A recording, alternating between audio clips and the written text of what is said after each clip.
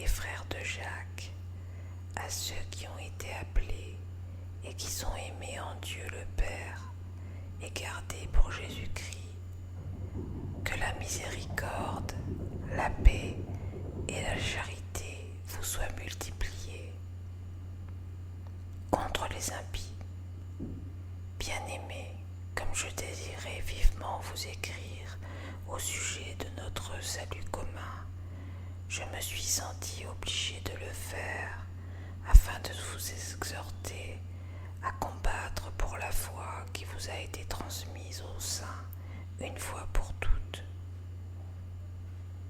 Car il s'est glissé parmi vous certains hommes dont la condamnation est écrite depuis longtemps, des impies qui changent la grâce de notre Dieu en dissolution et qui renient notre seul Maître et Seigneur Jésus-Christ.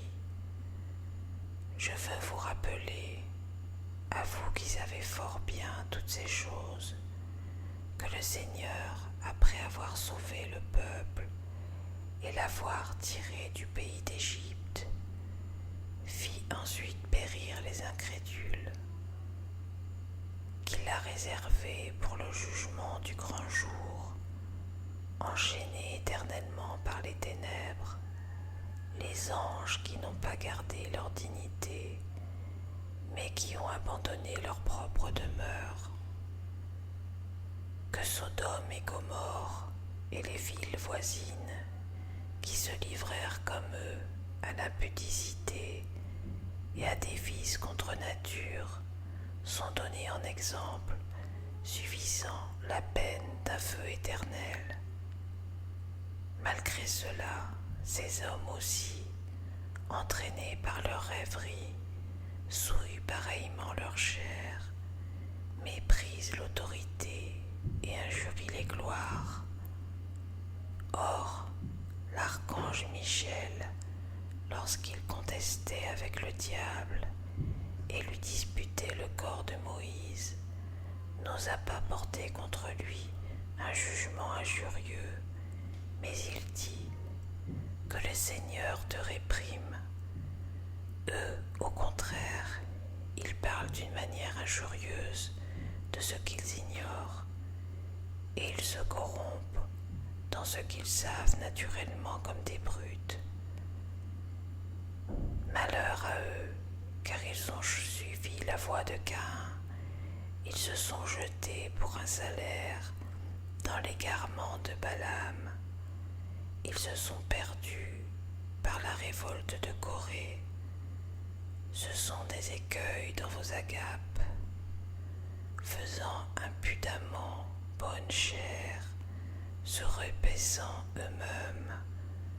Ce sont des nuées sans eau, poussés par les vents, des arbres d'automne sans fruits, 2 fois morts, déracinés, des vagues furieuses de la mer, rejetant l'écume de leurs impuretés, des astres errants auxquels l'obscurité des ténèbres est réservée pour l'éternité.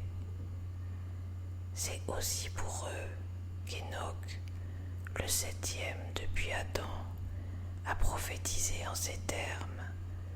Voici, le Seigneur est venu avec ses saintes myriades pour exercer un jugement contre tous et pour faire rendre compte à tous les impies parmi eux de tous les actes d'impiété qu'ils ont commis et de toutes les paroles injurieuses qu'ont proférées contre lui des pécheurs impies.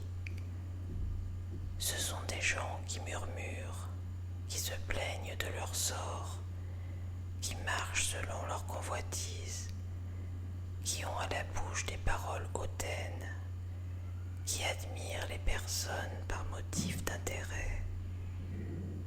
Mais vous, bien-aimés, souvenez-vous des choses annoncées d'avance par les apôtres de notre Seigneur Jésus-Christ. Ils vous disaient qu'au dernier temps, il y aurait des moqueurs, marchant selon leur convoitise impie. Ce sont ceux qui provoquent des divisions dérision, homme sensuel n'ayant pas l'esprit. Exhortation et doxologie finale. Pour vous, bien-aimés, vous édifiant vous-même sur votre très sainte foi et priant par le Saint-Esprit, maintenez-vous dans l'amour de Dieu en attendant la miséricorde de notre Seigneur Jésus-Christ pour la vie éternelle. Reprenez les uns ceux qui contestent, sauvez-en d'autres en les arrachant du feu, et pour d'autres encore, ayez une pitié mêlée de crainte, haïssant jusqu'à la tunique souillée par la chair. Or, à celui qui peut vous préserver de toute chute et vous faire paraître devant sa gloire, irrépréhensible et dans l'allégresse, Dieu seul, notre Sauveur par Jésus-Christ, notre Seigneur, soit gloire, majesté, force et puissance, dès avant tous les temps, et maintenant, et dans tous les siècles. Amen.